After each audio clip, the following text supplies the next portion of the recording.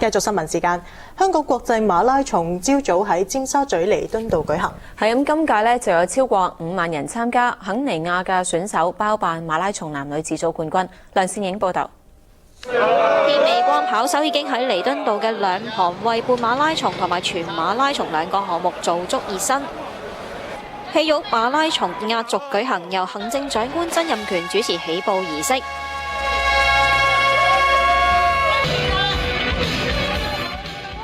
香港國際馬拉松賽今年已經踏入第15屆啦，參加嘅人數有增無減。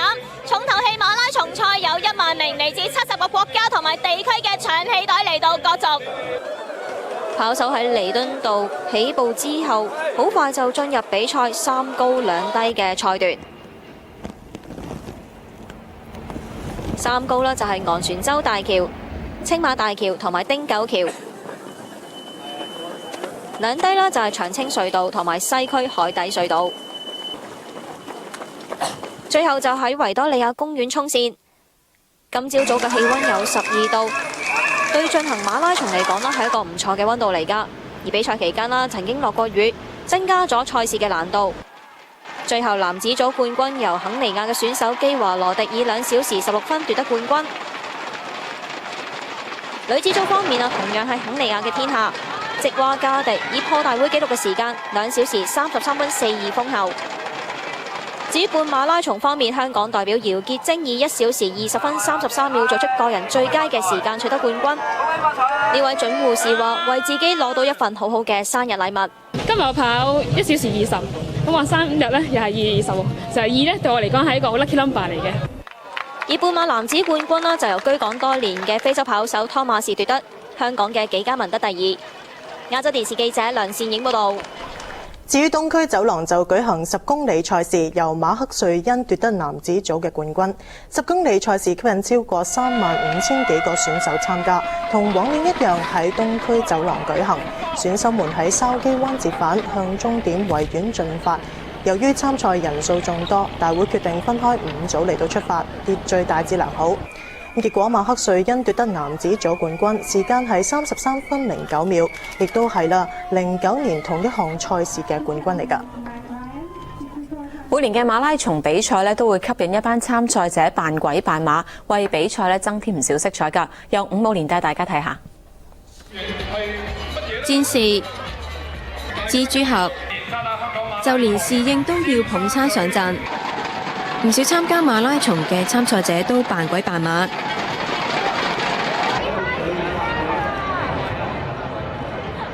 呢一位參賽者天美光就出動，佢嘅裝束你又估唔估到係咩意思呢？就係龜兔賽跑咯。咁我隻龜喺度啦，隻兔仔喺度啦。咁我呢啲龜咧就一定前過隻兔仔衝線嘅，咁寓意大家要俾啲毅力啦嚇。龜一定可以贏到呢隻兔仔嘅。呢隻龜終於衝線啦！呢位小朋友就話：今次係要嚟實踐未來嘅志願。因為到時做警察捉賊，可能要跑得快啲捉佢。小朋友有理想，78歲嘅老伯亦都好有鬥意。今年跑完晒半馬，下幾年想再進一步。我會磨練2個半馬，然後可能喺80歲嗰一年，80歲大壽啦嘛，我會走一個全馬。亦都有人趁呢個時刻向摯愛求婚。我當係獎品送，佢冇獎牌啊嘛，咪送個獎品俾佢咯。呢位男士話：攞住大紮紅玫瑰，唔係求婚，而係向心上人示愛。但係最終心上人就冇喺終點出現，佢就高舉愛的宣言。參賽者無論係跑10公里，抑或係跑全馬，一樣情緒高漲，邊跑邊歡呼。唔單止參賽者出盡全力跑，在場嘅啦啦隊一樣咁落力為健兒打氣。亞洲電視記者伍武蓮報道。今年嘅馬拉松比賽原本會試辦輪椅賽，但後嚟因為參加嘅人數唔夠而取消。有傷殘運動員朝早喺賽事終點請願表達不滿，而平等機會委員會主席林煥光亦都對此表示失望。由施樂秋講下。喺馬拉松嘅終點，氣氛非常熱鬧。不過失去雙腳48歲嘅司徒先生，唔單止參賽願望落空，連入場都唔得。佢只可以喺場外面請願。今年嘅馬拉松比賽原本有輪椅賽，但係要求參加者要有比賽經驗。司徒先生唔合資格，最終輪椅賽都因為報名人數唔夠10個人而取消。佢面上面嘅笑容，我希望擁有。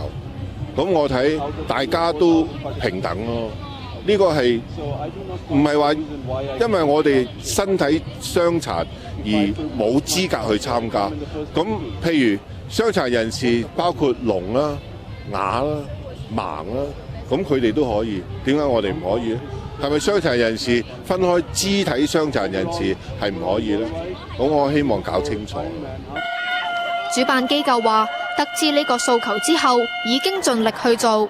其實每一個比賽啟動都有個時間嘅，但今年我哋係未預備啟動嘅。但係當我哋知道有呢個訴求之後呢，我哋立即去做嘢，睇下賽道可唔可以，睇下配唔配合到政府部門俾多啲路，俾多啲時間我哋。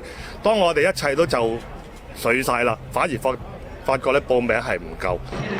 但平機會主席林滿光就話，早喺舊年7至8月已經同主辦單位提議加入輪椅賽。咁但係無論如何呢，我哋係跟住之後呢，平機會已經係正式去信俾呢個主辦者呢，係好強烈咁樣希望呢，喺來年嘅馬拉松呢，係真係可以全面咁樣俾呢個輪椅運動員參與呢個城中嘅運動嘅盛事。香港國際馬拉松已經舉辦咗15年啦，但一啲香港同埋其他地方坐輪椅嘅傷殘運動員連跑道都未跑過，佢哋都希望出年大會可以成功咁開辦輪椅賽事，等佢哋可以參加呢個國際盛事。亞洲電視記者施樂秋報道。